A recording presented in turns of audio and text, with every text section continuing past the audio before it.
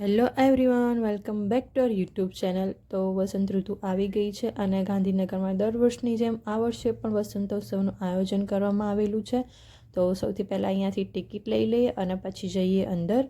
તો આ છે એનું એન્ટ્રન્સ અને એની બંને બાજુમાં જુદા જુદા રાજ્યોનો પહેરવેશ પહેરેલા વ્યક્તિઓ સરસ મજાનું સંગીત વગાડી રહ્યા હતા.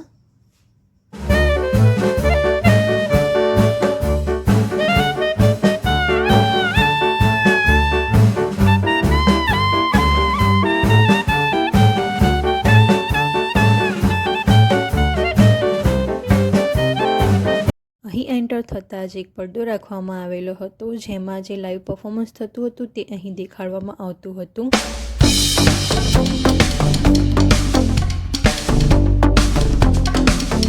તો અહીંથી બધી દુકાનોની શરૂઆત થતી હતી, જેની અંદર ઘણી બધી અનેક પ્રકારની વસ્તુઓ વેચાતી હતી, જેમ કે ઇયરિંગ્સ, રમકડાઓ, કુર્તીઓ અને ઘણું બધું. તો ચલો આગળ જઈને જોઈએ કેટલું કલેક્શન છે.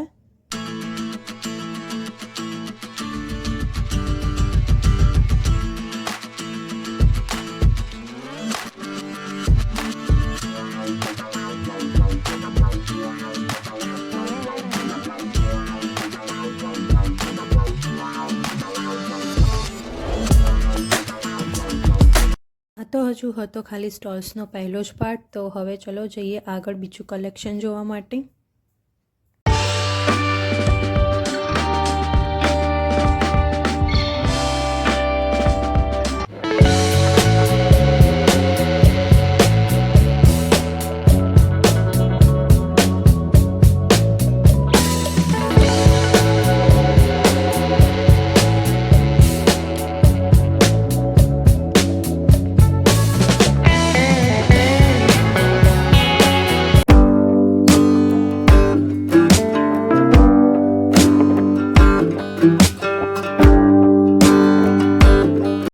અહીં બધી વસ્તુઓનું કલેક્શન ઘણું સારું હતું, પણ સૌથી વધારે મને ગમ્યું હોય તો એ છે ઇયરિંગ્સનું કલેક્શન.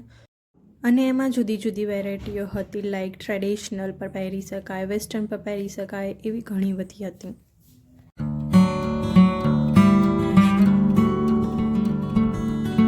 અહીં બોયઝની વસ્તુઓની પણ સ્ટોલ્સ હતી, પણ એઝ કમ્પેર્ડ ટુ ગર્લ્સ બહુ ઓછી હતી, એ તમે લોકો જોઈ જ શકો છો. અને વસંતોત્સવ એવી જગ્યા છે જ્યાં ઘણા બધા લોકો વિઝિટ કરવા આવે છે, એટલે તમને કોઈને કોઈ ઓળખીતું મળી જ જાય. તો જો અમને કોણ મળી ગયું.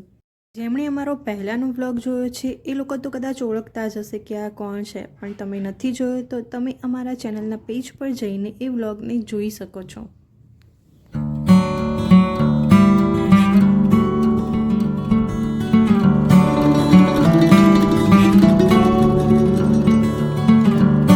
તો ચલો હવે મળી લઈએ એમના કિડ્સને.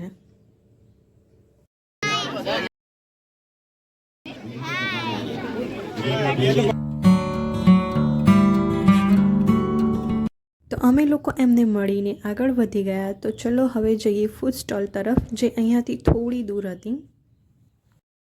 તો અહીં પણ ઘણી બધી સ્ટોલ્સ હતી, જેની અંદર ડિફરન્ટ ટાઈપ્સની વેરાયટીઝ જોવા મળતી હતી.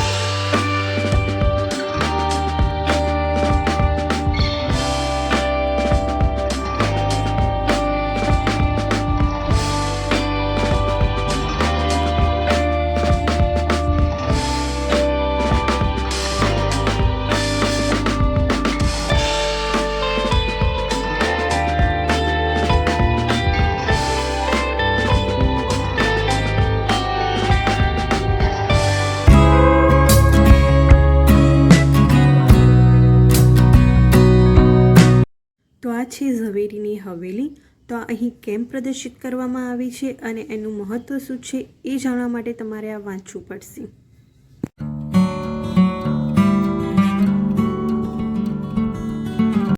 તો અમે લોકો આવી ગયા છે લાઈવ પરફોર્મન્સમાં, જ્યાં રોજ અલગ અલગ કલાકારો આવતા હતા અને અહીં ઘણી ભીડ છે, તેથી અમે લોકો આગળ ના જઈ શક્યા.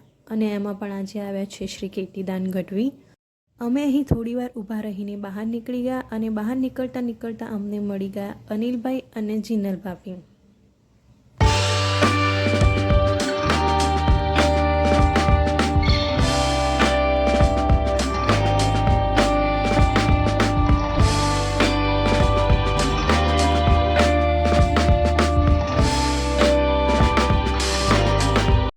વ્લોગને અહીં જ પૂરો કરીએ છીએ. તો હવે મળીએ નેક્સ્ટ વ્લોગમાં. Bye bye.